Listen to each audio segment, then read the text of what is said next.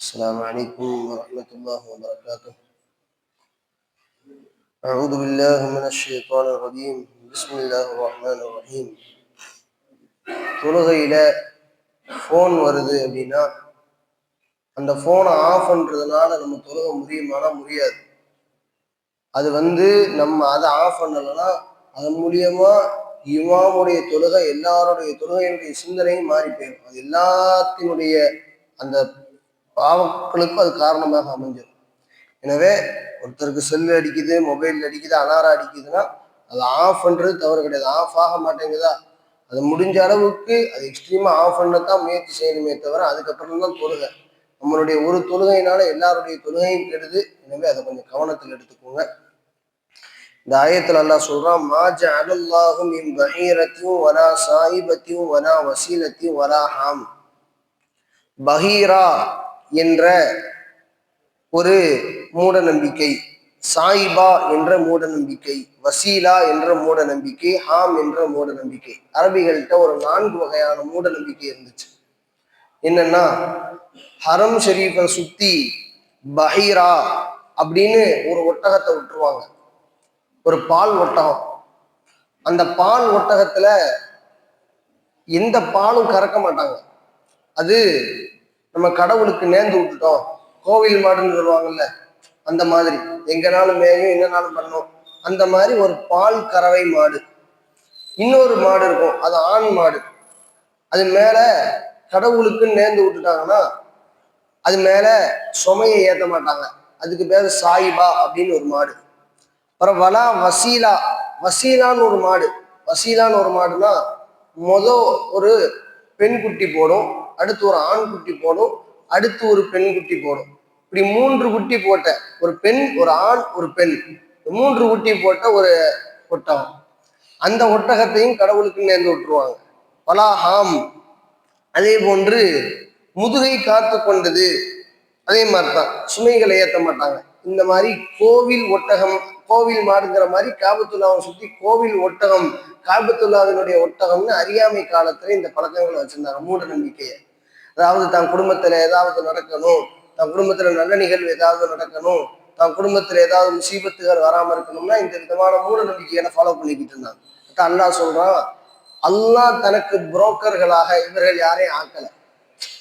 அதாவது உங்களை நான் கடவுளின் பக்கம் சேர்த்து வைக்கிறேன் அப்படின்னு சொல்லிட்டு இடைத்தரகர்கள்னு சொல்றாங்கல்ல, அல்லாஹ்வாகிய எனக்கு எந்த விதமான இடைத்தரகர்களும் கிடையாது அப்படின்னு அல்லாஹ் சொல்றான். சொல்லிட்டு வலாக்கின்னல்லதீன என்றாலும் கஃபரு, அல்லாஹுவை மறுத்த இவர்கள் எஃப்தரூன அலல்லாஹில் கதிப, அல்லாஹுவின் மீது பொய்யான விஷயத்தை இட்டு கட்டுகிறார்கள். இறைவனுக்கு இந்த பரிகாரம் செஞ்சாதான் உங்களுக்கு குழந்தை பிறக்கும், இறைவனுக்கு இந்த பரிகாரம் செஞ்சாதான் உங்களுக்கு வீட்டுல எந்த நல்லது நடக்கும், இறைவனுக்கு இந்த பரிகாரம் செஞ்சாதான் உங்க வீட்டுல சுபிச்சமான நிம்மதி இருக்கும். ஒரே ஒரு பரிகாரம் தான் உண்டு, தொழுகாம இருந்தா வீட்டுல எல்லாம் தொழுகணும், அவ்வளவுதான் பரிகாரம். என்னது? வீட்டுல அல்லாஹ் குர்ஆன்ல சொல்றான், சூரத்து தாஹால, வஅமுர் அஹ்லக பிஸ்ஸலாத்தி வஸ்தபிர் அலைஹா, உங்களுக்கு குடும்பத்தை தொழுகும்படி ஏவுங்க, வஸ்தபிர் அலைஹா, அதுல உறுதியா இருங்க. லா நஸ்அலுக ரிஸ்கா, பரக்கத்தை தான் கேட்கவே வேண்டாம். லா நஸ்அலுக, நீங்க கேட்காதீங்கிறான். அதாவது நீங்க கேளுங்கன்னு சொல்லக்கூடிய அல்லாஹ் அந்த ஆயத்தை எடுத்து பாருங்க. சூரத்து தாஹாவினுடைய கடைசிக்கும் முந்தைய ஆயத்துக்கு முந்தைய ஆயத்து, கீழ இருந்து 3வது ஆயத்து. அல்லாஹ் என்ன சொல்றான்? நீங்க கேட்க வேண்டாம், நானும் நர்சுக்குக்கும், நானே உங்களுக்கு கூரையை பிச்சுக்கிட்டு கொடுப்பேங்கிறான் அல்லாஹ். ஒரே பரிகாரம் தான் இருக்கு. ஆனா இங்க அல்லாஹுவின் மீது, என் மீது இட்டு கட்டி பலவிதமான மூட நம்பிக்கைகளை சொல்றான். இந்த இடத்துல இந்த ஆயத்துல மூட நம்பிக்கையை பற்றி சொல்றான். மூட நம்பிக்கை எதுவுமே இஸ்லாத்தில் கிடையாது. நீங்க எந்த விதமான விஷயங்களை நீங்கள் கொண்டு வந்தாலும் அந்த மூட நம்பிக்கையாக இருக்கும் பட்சத்தில் அது கிடையவே கிடையாது. ஹுதைபியான்னு நம்ம ஒரு சம்பவம் சொன்னோம். நபி ஸல்லல்லாஹு அலைஹி வஸல்லம் உம்ரா செய்யறதுக்காண்டி 1400 பேரோட போனாங்க. நபி ஸல்லல்லாஹு அலைஹி வஸல்லம் தடுக்கப்பட்டுட்டாங்க. உடனே அங்க வச்சே முடியை மலிச்சாங்க. முஹல்லிகீன, அவர்கள் மொட்டை அடித்தார்கள். எல்லாரும் அங்க வச்சே சஹாபாக்கள் அதுக்கான உம்ராவினுடைய நன்மைகள் அல்லாஹ் கொடுத்துட்டான். அப்போ எல்லாரும் கிளம்பும் பொழுது அல்லாஹ் தஆலா ஒரு மரத்துக்கு கீழே வச்சு பையத்து, அதாவது ஒரு ஒப்பந்த பரிமாற்றத்தை அல்லாஹ் நடத்தலாம் சஹாபாக்களுக்கு மத்தியில. அது அல்லாஹ் குர்ஆன்ல சொல்றான், சூரத்துல் ஃபத்ஹ்ல அதாவது லக்கத் ரலியல்லாஹு அனில் முஃமினீன இதி யுபாயிஊனக தஹத ஷஜரா, மரத்துக்கு கீழே உட்கார்ந்து இது நடந்துச்சு அப்படின்ட்டு. அந்த மரம் புனிதமானது. மரம் நபி ஸல்லல்லாஹு அலைஹி வஸல்லம் அந்த மரத்துக்கு கீழே வச்சுதான் எல்லாத்துக்கும் கொடுத்தாங்க. பத்ர் எவ்வளவு புனிதமானதோ அதே மாதிரி இந்த ஹுதைபியா உடன்படிக்கை நடந்த இடமும் புனிதமானது. அந்த மரத்தை என்ன செய்ய ஆரம்பிச்சிட்டாங்கன்னா, ரசூலுல்லாஹுடைய வஃபாத்துக்கு சுத்த ஆரம்பிச்சிட்டாங்க. மரம் சுத்தி மூட நம்பிக்கையின் காரணமா என்ன செஞ்சிட்டாங்க, காபத்துல்லாவை தவாஃப் செய்யற மாதிரி மரத்தை சுத்த ஆரம்பிச்சுட்டாங்க. இப்ப நீங்க ஹுதைபியாங்கிற இடத்துக்கு போனீங்கன்னா அந்த மரம் இருக்காது. உமர் ரலியல்லாஹு காலத்துல தெரிஞ்சு உமர் ரலியல்லாஹு அதை வெட்டி எடுங்கன்ட்டாங்க. எடுத்துருங்க, அல்லாஹ்ட்ட நான் பதில் சொல்லிக்கிறேன். யாருடைய நாவல அல்லாஹ் பேசுறான்னு சொன்னாங்களோ நபி ஸல்லல்லாஹு அலைஹி வஸல்லம், உமருடைய நாவல அல்லாவே பேச, உமர் எடுத்துருங்க. அதை மக்கள் எந்த காரணத்திலும் இந்த மூட நம்பிக்கையின் பக்கம் பெயரக்கூடாது. அதே ஹுதைபியாங்கிற அந்த நேரத்துலதான் இரவு நேரத்துல 3 நாள் சாப்பிடாம தண்ணி இல்லாம இருந்தாங்க. 3 நாள் துவா கேட்டு 3ஆவது நாள் நைட்டு ஃபுல்லா மழை, எல்லா கேணிகளும் நம்பிடுச்சு. கேணி எல்லாம் நம்பி தண்ணி இருக்குது. அந்த நேரத்துல ஒரு சிலர் காலையில் நபி ஸல்லல்லாஹு அலைஹி வஸல்லம் ஃபஜ்ர் தொழுகை நடத்துறாங்க. ஃபஜ்ர் தொழுகை நடத்திட்டு பயான் பேசுறாங்க. இதே மாதிரி ஃபஜ்ர் முடிஞ்சோன்னா நபியினுடைய நசீஹத் இருக்கும். அப்போ அந்த நசீஹத்துல சொல்றாங்க, எடுத்தோடனே ஹம்து ஸலவாத்தா சொல்லிட்டு, யார் அல்லாஹ்வால் மழை வந்தது என்று சொன்னார்களோ அவர்களுக்கு சோபனம் உண்டாகட்டும், அவர்கள் முஸ்லிம்கள். நம்ம முதல் என்ன சொன்னாங்கன்னா, இந்த கூட்டத்துல முஸ்லிம்களும் உண்டு காஃபிர்களும் உண்டுனாங்க. சஹாபாக்கள் கேட்டாங்க, வந்திருக்கிறவங்க எல்லாம் முஸ்லிம்கள் தானே வந்திருக்கிறோம், 1400 பேர், இதுல எங்க காஃபிர்கள் இருக்கிறாங்க இறைங்கிறார் சொன்னாங்க. அல்லாஹ்வால் மழை வந்தது என்று சொன்னவர்கள் அவர்கள் முஸ்லிம்கள். மேகம் ஒன்றோடு ஒன்று இணைந்து நட்சத்திரங்களின் காரணமாக, அதாவது இந்த ஜோதிடத்தின் மூலியமாக யார் வந்தது என்று சொன்னீர்களோ அவர்கள் காஃபிர்கள். இந்த இடத்துல அவங்க தொழுகிறாங்க, அமல் செய்யறாங்க, மற்ற இபாதத்துல ஈடுபடுறாங்க, ஆனா ஜோதிடத்தை நம்புறாங்க. அதே மாதிரிதான் குறைஷி மக்கள் இருக்கிறாங்களா, அல்லாஹ்வுக்கு இணை வைத்தவர்கள். காபத்துல்லாவுக்குள்ள 365 சிலை வச்சிருந்தாங்களா, அவங்க அல்லாஹ்வை மறுக்கல. அல்லாஹ் அதாவது இப்போ சூரத் யூனுஸ்ல ஒரு ஆயத்து வருது, யஅபுதுன மின் தூனில்லாஹி மா லா யதுர்ருஹும் வ லா யன்ஃபஉஹும் வ யகூலுன ஹாஉலாஇ ஷுஃபஆஉனா இன்தல்லாஹ். நீங்க ஏன் அவங்கள வணங்குறீங்கன்னு கேட்டா அவங்க சொன்னாங்க, இவங்க அல்லாஹ்ட்ட எங்களுக்காண்டி சிபாரிசு செய்வாங்க.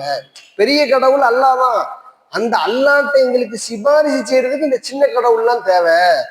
நபி ஸல்லல்லாஹு அலைஹி வஸல்லம் ஒரு மனிதரை பார்த்து சொன்னாங்க, அம்ரு பின் ஆமிர் அல் ஹுசாயி அப்படின்னு சொல்லக்கூடிய ஒரு மனிதர். இவன் மறுமை நாள்ல வரும் பொழுது இவன் தான் குடலை சுமந்து இழுத்துக்கிட்டு வருவான் அப்படின்னாங்க. சஹாபாக்கள் கேட்டாங்க, யார் ரசூலல்லாஹ், ஏன் இவன் இப்படி இழுத்துக்கிட்டு வருவான்? இவன் அமீனுடைய காலத்துல வாழல, அதுக்கு முன்னாடி வாழ்ந்தவன். ஆனா இவன் பேரை சொல்லி இவன் மறுமை நாள்ல வரும் பொழுது குடலை இழுத்துக்கிட்டு வருவான். தான் குடல் மொத்தமா அப்படியே எல்லாம் பெரிதாக்கி போட்டுருவான். எல்லாரும் முன்னாடி நாத்தம் எடுத்து அந்த குடலை இழுத்துக்கிட்டு வருவான். இதான் அவனுக்கான தண்டனை. ஏன் யார் ரசூலுல்லாஹ் சொன்னாங்க, இப்ராஹிம் அலைஹிஸ்ஸலாம் காபாவை புனிதமாக்கி காபத்துல்லாவை கட்டி மக்கள் எல்லாரும் அதுக்குள்ள எந்த சிலையும் வைக்காம நிம்மதியான ஓரிரை கொள்கையில தான் வாழ்ந்துகிட்டு இருந்தாங்க. எடுத்த உடனே சிலையை கொண்டு உள்ள வச்சிடல. எடுத்த உடனே என்ன கொண்டு வைக்கலங்க, சிலையை வைக்க முடியாது. காபத்துல்லாவில் என்ன செஞ்சா மூட நம்பிக்கை உண்டாக்கலாம்.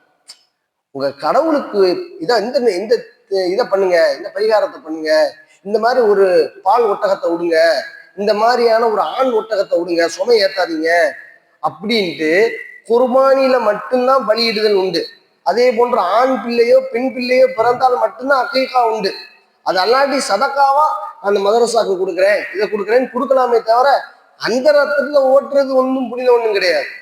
புனிதங்கிறது என்னது, அல்லாஹ் சொல்றது குர்பானியுடைய ரத்தம் ஓடுவதுதான் புனிதமே தவிர, அது போக உங்களுடைய பிள்ளைகளுக்கு அக்கீகா கொடுக்கலாம். அது அல்லாது சதக்கா கொடுக்கறது கூட அது அந்த கரியினுடைய நன்மை கிடைக்கும் அந்த மக்கள் சாப்பிடக்கூடிய. அதே மாதிரி இவங்க என்ன செஞ்சாங்க, நேர்ச்சி பண்ணி அதை காபத்துல்லாவை சுத்தி நடக்க விட்டா, காபத்துல்லா வளம் வந்தா அதை கண்டுக்கிறவே மாட்டாங்க. இந்த கோவில் மாடு எல்லா இடத்துக்கும் போகும் தெரியுமா, அதை அடிக்கக்கூடாது, எல்லா கடைக்கும் வரும், எல்லா விதமான புல்களையும் மேயும். அந்த மாதிரியான மூட நம்பிக்கையை முதலாக மக்களுக்கு மத்தியில் விதைத்தவன் இவன் தான். எனவே இவன் மறுமை நாள்ல வரும் பொழுது இப்படி வருவான். நபி ஸல்லல்லாஹு அலைஹி வஸல்லம் சபிச்சுள்ளாங்க, யார் ஜோதிடம் கேட்கிறார்களோ, யார் குறி கேட்கிறார்களோ, ஆந்தை சகுனம் பார்க்கிறார்களோ, இவர்கள் எல்லோருக்கும் அல்லாஹ்வுடைய சாபம் உண்டாகட்டுமா. வாஸ்து பார்க்கிறது, அது போன்று வேறு விதமான ஜோதிட நிலைமைகளை ஏற்படுத்துறது. அதே போன்று ஒரு மனிதர்கிட்ட ஒரு முசீபத் ஒண்ணு நடந்துருச்சு, அதாவது ஒரு நோய் ஒண்ணு வந்துருச்சு. இல்லைன்னா ஆஸ்பத்திரிக்கு கூட்டிட்டு போறோம், கூட்டிட்டு போய் ஒரு 10 நிமிஷத்துக்கு முன்னாடி டாக்டர் சொல்றாரு, நீங்க ஒரு 10 நிமிஷத்துக்கு முன்னாடி வந்திருந்தீங்கன்னா நாங்க காப்பாத்திருப்போங்கிறாரு. உடனே அவர் வஃபாத் ஆயிட்டாரு, அடக்கம் பண்ணிட்டோம், எல்லாம் பண்ணிட்டோம். அப்போ நம்ம என்ன செஞ்சுக்கிட்டு இருக்க கூடாது? நான் மட்டும் ஒரு 10 நிமிஷத்துக்கு முன்னாடி இன்னைக்கு பேருந்தோம்னா நான் காப்பாத்திருப்பேன். அல்லாஹ் தால அந்த விதியில நடக்கணும்னு வச்சுட்டான். நபி ஸல்லல்லாஹு அலைஹி வஸல்லம் இதையும் அதுல சொல்ல வராங்க. அதாவது ஒரு விடயம் நடக்க வேண்டும் என்று முடிவாகி விட்டு அது நடந்து விட்டால் நான் மட்டும் இருந்தால் இப்படி செய்திருப்பேனே என்று நீங்கள் என்ன செய்யாதீங்க, உங்களது அறிவார்ந்து சிந்திச்சு உங்களுடைய அறிவு புலமை அங்க காட்டாதீங்க. அப்படிலாம் பேசக்கூடாதுன்னா அது தடுக்கப்பட்டது. ஒரு விஷயம் நடக்கிற வரைக்கும் முயற்சி செய்யலாம். அது நடந்துருச்சுன்னா நான் மட்டும் இப்படி பண்ணியிருந்தா இப்படி நடந்திருக்குமே அப்படிங்கிற அந்த கடந்த கால விஷயத்தை முதன்மைப்படுத்தி பேசக்கூடாது என்று சொல்லிட்டு, இவ்வாறு அதே மாதிரி நீங்க பார்க்கலாம் தர்காக்கள்ல நடக்கக்கூடிய விடயங்கள். அதாவது சந்தனம் பூசுதல். சந்தனம் பூசு இஸ்லாத்துல இறைநேசர்களா இருக்கிறவங்களே ஆதரிக்க மாட்டாங்க. அவங்க உயிரோடு இருந்தா அவங்க இதெல்லாம் ஆதரிக்க மாட்டாங்க. நீங்க இதெல்லாம் பண்றீங்களே, நீங்க பார்க்கலாம் திருநெல்வேலி பக்கத்துல ஏதோ ஒரு கயத்தார்னு ஒரு ஊர், அந்த ஊருக்கு பக்கத்துல காவடி எடுத்துங்கிற பேர்ல தலையில எப்படி மாற்று மத கலாச்சாரங்கள்ல செய்வாங்களோ அந்த மாதிரி செய்ய ஆரம்பிச்சுட்டாங்க. இல்ல எடுத்துட்டு போறாங்க. இன்னும் ஒரு சில இடங்கள்ல தீ மிதித்தல்னு ஒரு சில இது உண்டு. இதெல்லாம் இஸ்லாத்துல அது இறைநேசர்களும் காட்டித்தரல, அல்லாவும் காட்டித்தரல, நபி ஸல்லல்லாஹு அலைஹி வஸல்லமும் காட்டித்தரல.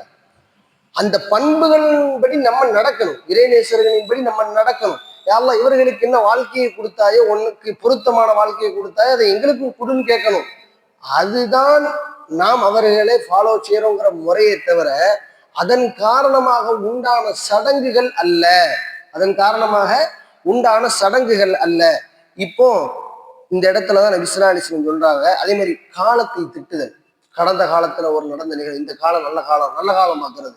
இந்த நேரத்துல இது செய்யலாமா, அந்த நேரத்துல அதை செய்யலாமா. நபி ஸல்லல்லாஹு அலைஹி வஸல்லம் சொல்றாங்க, அல்லாஹ் சொல்லுவதாக ஹதீஸ் குதுஸில, வலா தசுப்பு தஹர், நீங்க காலத்தை திட்டாதீங்க. அனத்தகர், நான் தான் காலம். ஒருத்தன் காலத்தை திட்டுறான், ஒருத்தன் நல்ல காலம் பார்க்கறான். அவன் அல்லாஹ்வ நல்லது கெட்டது பார்க்குற மாதிரி, அல்லாஹ்வை குறை பார்க்குற மாதிரி. அல்லாஹ்ட்ட குறை பார்க்க முடியுமா? எந்த நேரத்திலும் எந்த நல்ல காரியத்தை வேண்டுமானாலும் செய்யலாம். அதில் கால நிர்ணயம் என்று கிடையாது என்று சொல்லிட்டு நபி ஸல்லல்லாஹு அலைஹி வஸல்லம் சொன்னாங்க, அல் முஃமினுல் கவிய்யு அஹப்பு இலல்லாஹ் மின் முஃமினில் லைஃப். பலமான ஒரு முஃமின், ஜோதிடம் இது போன்ற மற்ற மூட நம்பிக்கைகளை நம்பாத ஒரு பலமான முஃமின் யாரை விட சிறந்தவன்? பலகீனமா இந்த மூட நம்பிக்கைகளை நம்பி பலகீனமான தன் ஈமானை அடகு வைக்கக்கூடியவர்களை விட யார் சிறந்தவன்? ஒரு பலமான முஃமின் சிறந்தவன் என்பதாக நபி ஸல்லல்லாஹு அலைஹி வஸல்லம் சொன்னாங்க. எனவே இந்த ஆயத்துகளின் மீது என்ன அந்த ஆயத்தை முடிக்கிறான், வைதா கீல லஹும் தஆலு இலா மா அன்ஸலல்லாஹு பைன ரசூலி, அல்லாஹ்வின் புறத்திலிருந்தும் ரசூலின் புறத்திலிருந்தும் அவர்களுக்காக வேண்டி இறக்கி வைத்த இந்த வேதத்தை நீங்கள் ஏற்றுக்கொள்ளவில்லையான்னு கேட்டா, காலு அவர்கள் சொல்வார்கள், அஸ்புனா எங்களுக்கு போதுமானது, மா வஜதுனா அலைஹி ஆபானா எங்களது மூதாதையர்கள் செய்து வைத்ததே எங்களுக்கு போதுமானது. எங்க முன்னோர்கள் எங்களுக்கு இதைத்தான் காமிச்சாங்க, நாங்க இதை செஞ்சாலே போதும்னு சொல்லுவாங்க. அல்லாஹ்வுடைய குர்ஆனை மறுத்துருவாங்க, அல்லாஹ்வுடைய ஹதீஸை நபி ஸல்லல்லாஹு அலைஹி வஸல்லம் ஹதீஸை மறுத்துருவாங்க. அல்லாஹ் கேட்கிறான், அவ்வளவுக்கான ஆபாவும் லா யஅலமூன ஷைஅன் வலா யஹ்ததூன், நேர்வழி பெறாமல் எதையும் அந்த மூதாதையர்கள் அறியாமல் இருந்தால் கூடவா நீங்கள் அப்படியே பின்பற்றுவீர்கள்? அதாவது அல்லாஹ் என்ன கேட்கிறான், அவர்கள் கெட்டவர்களாக இருந்தால் கூட அவர்கள் உங்களது மூதாதையர்கள் என்ற காரணத்தினாலேயே நீங்கள் என்ன செய்வீங்க, அவங்களை பின்பற்றிக்கிட்டு இருப்பீங்களா? நீங்க சிந்திச்சு பாருங்க அப்படின்னு அல்லாஹ் தஆலா இந்த ஆயத்துல சொல்றோம். இந்த ஆயத்துகளின் ரீதியாக என்ன படிப்பினை தரக்கூடிய விடயங்களை கற்றிருக்கிறோமோ அதை வாழ்க்கையில் எடுத்து நடக்கக்கூடிய நல்ல தௌஃபீகை அல்லாஹ் நம்ம எல்லோருக்கும் தந்தருள் புரிவானா.